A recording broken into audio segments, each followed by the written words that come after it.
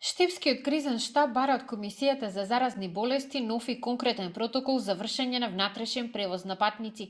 Сметаат дека сегашниот протокол за вршење меѓуградски превоз не го опфаќа локалниот, а посебно превозот на работници. Тоа им дозволува на некои превозници да не ги почитуваат докрај здравствените протоколи.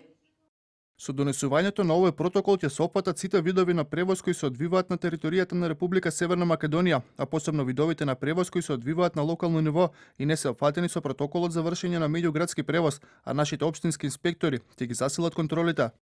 Барањето следува откако по двомесечно затишје коронавирусот повторно се врати во штипските конфекции. Во последниве денови регистрирани се нови случаи во две текстилни компании, од кои едната е со странски капитал и има поголем број вработени. Поради тоа од едноцифрени, бројките вчера се искачија до 22 нови случаи.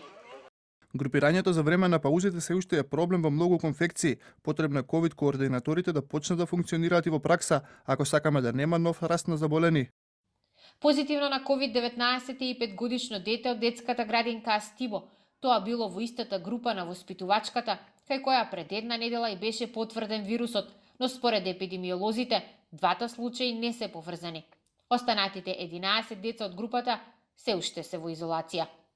Расте бројот на случаи во кои родителите само иницијативно ги тестираат децата на коронавирус, таков и овој случај, но поврзаност нема со вработената, бидејќи детето неколку дена не одело во градинка.